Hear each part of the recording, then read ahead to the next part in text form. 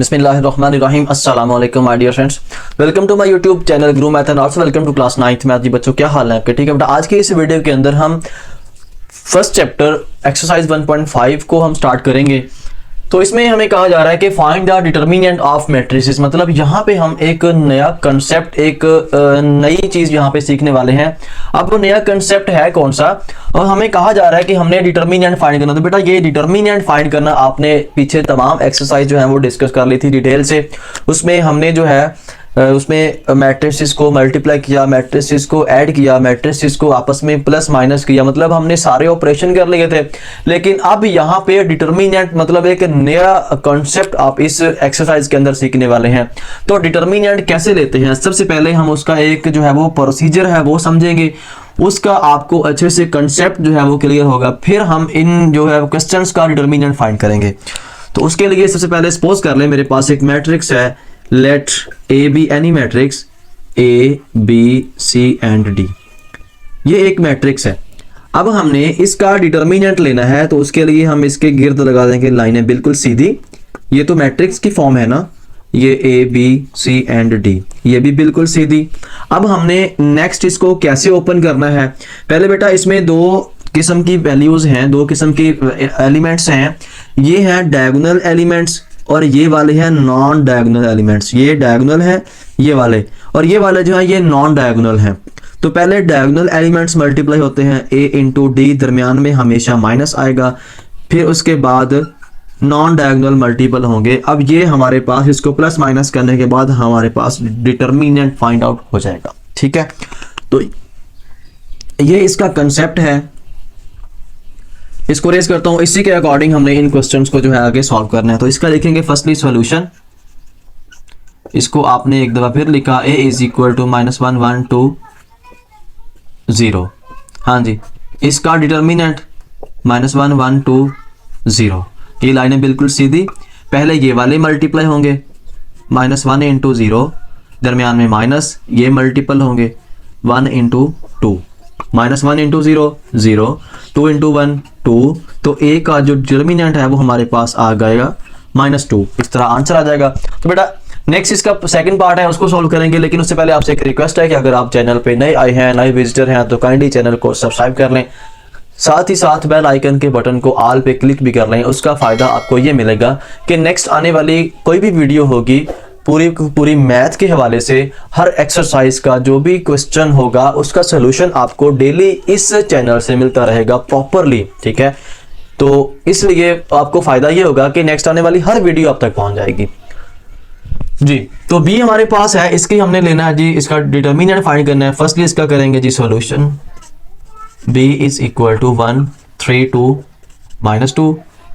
इसकी लाइनें बिल्कुल सीधी, b का डिटर्मिनेंट पहले इनको मल्टीप्लाई करेंगे, 1 इंटू -2, दरमियान में माइनस, 3 इंटू 2, तो ये हमारे पास आ गया -2 -6, तो ये माइनस का 8 हमारे पास इसका जो है ये आंसर क्वेश्चन कंप्लीट जी। तो ऐसे नेक्स्ट मेरे पास इसका पार्ट 3 है, उसको सॉल्व करेंगे।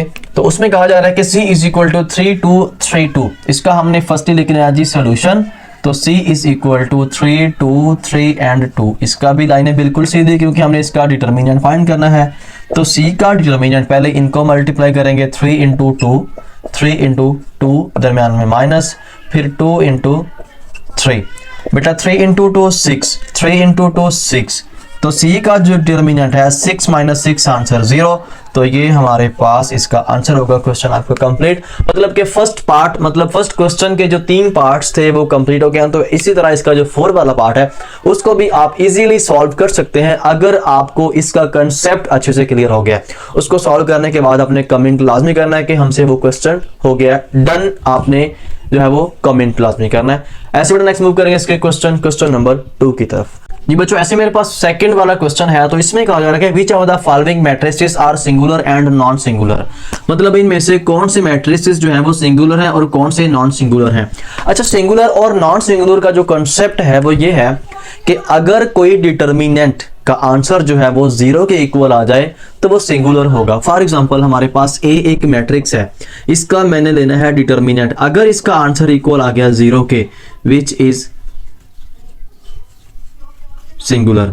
अगर ये आंसर 0 के इक्वल नहीं आता, मीन्स के कोई ना कोई मतलब नॉट इक्वल टू 0 आ जाए, मतलब कि प्लस या माइनस में कोई भी आंसर आ जाए, तो फिर ये होगा नॉन सिंगुलर। ठीक है, तो ये कॉन्सेप्ट है सिंगुलर एंड नॉन सिंगुलर का। इनमें से जिन जिन का आंसर 0 के इक्वल आ जाएगा तो वो सिंगुलर होंगे, जिनका आंसर 0 के इक्वल नहीं आएगा वो नॉन सिंगुलर होंगे। ठीक है, तो इसके लिए आई होप इसकी आपको समझ आ गई, तो इसको मैं रेस करता हूं। अब हमने लेना है डिटर्मिनेंट लेके हमें पता चलेगा कि ये सिंगुलर है या नहीं। तो इसमें ये फर्स्ट लिखेंगे इसका solution, a is equal to 3 6 2 4, इसके गिर्द भी लाइन और ये भी। a का determinant is equal to 3 into 4 minus 6 into 2। हाँ जी, 3 4 12 6 2 12। तो a का डिटर्मिनेंट इज इक्वल टू, ये कैंसिल हो गया, आंसर आ गया 0। अच्छा, अगर 0 आ गया है तो ये नॉन सिंगुलर होगा या सिंगुलर होगा? तो ये बेटा हमारे पास है जी सिंगुलर। ठीक है, क्वेश्चन आपका यहाँ पे कंप्लीट हो गया। ऐसे इसका सेकंड वाला पार्ट है, तो उसमें भी हमने b चेक करना है। उसका लिखेंगे जी सबसे पहले सॉल्यूशन, तो b इज इक्वल टू 4 1 3 2। ठीक है, ये वाला b का determinant is equal to 4 into 2 minus 1 into 3, 4 to the 8 3 1 the 3। तो b का जो डिटर्मिनेंट है वो आ गया हमारे पास 5। तो ये सिंगुलर तो नहीं होगा, फिर ये हमारे पास होगा बेटा नॉन सिंगुलर।